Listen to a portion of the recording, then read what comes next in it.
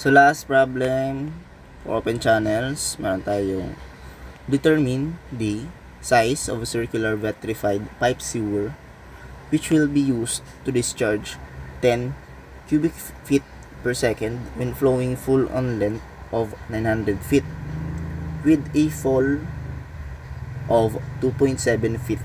Use n is equal to 0.015. So here we will use the Manning's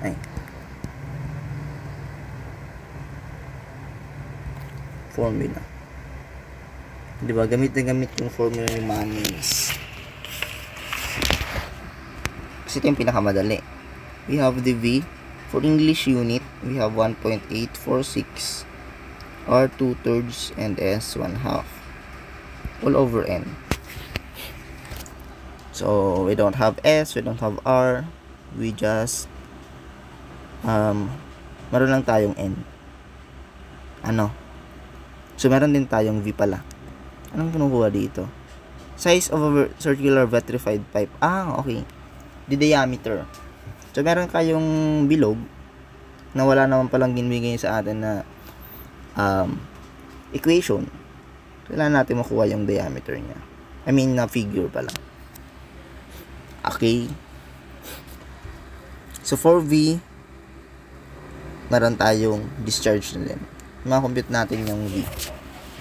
So ganito lang yan.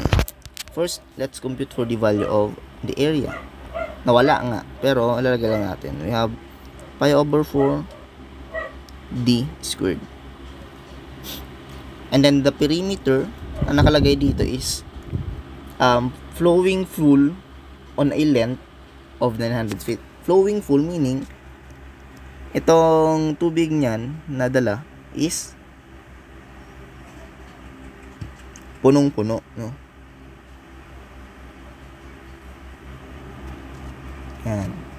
Nag-uumapaw. Parang ganon. So, ibig sabihin, yung perimeter natin, the wetted perimeter here is the circumference of the shape or the circle. So, meaning, it is pi d. Wherein, pag kinumpit natin yung R, meron tayong area over perimeter. Lagay lang natin yung equation. No? Pi over 4 d squared. And then, pi d. To simplify, maka-cancel yung pi. Maka-cancel din yung isang d.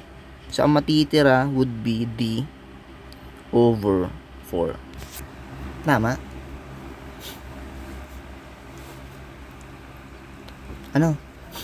Tama. So, S, the slope naman, isang sabi, flowing full on a length of 900 feet with a fall of 2.7. So, ibig sabihin, kung yung haba ng pipe mo is ganito, 900 feet. Nagkaroon daw siya ng fall na 2.7. So, ibig sabihin, yung slope mo dito is just 2.7 divided by 900. Okay. Okay ka na. So, 2.7 divided by 900. So, it is equal to 0.003. Okay. Okay lang. Wala ka no choice, Gar. So, ayan. V is equal to 1.846 d over 4. Tama yung R, no? D over 4 raised to 2/3 times N times S 0.03 1/2, and then the N is equal to 0.015. So the V natin is just QAV is equal to the Q all over A.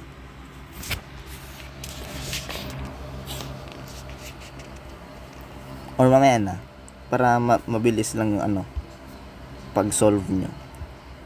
So dito, simplify nyo muna. Makakompute kayo ng, ito ilagay nyo lang sa calculators nyo. Ito. No? Titirahan nyo yung D. Kumbaga, ilalagay nyo ganito. Ganito ilalagay nyo sa calculators nyo. 1. Bakit 846 to? Baliktad 486 yan. Mali yung pen. 486. Ganito ilalagay nyo sa calculator para matira yung D. Tapos ito, gawin yung 1/4 raised to 2/3, or dito nyo lang ilagay 2/3 times 0.003 1/2, and then all over 0.015. Tapos ang mga kuha nyo dyan na value is 2.153, wherein yung D natin ilalagay na lang natin dito. Naka-raise pa siya sa 2/3. So meron na kayong V. So kailangan nyo ma-solve yung value ng D gamit yung QAV. Kaya natin dito, we have Q 10 feet per second.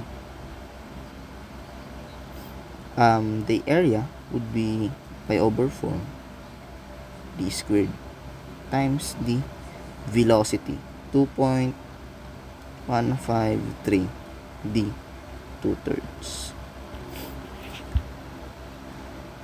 You can use shift solve or anything you want, basta ma-solve nyo yung D, na equivalent to 1.95 feet. So that would be the final answer.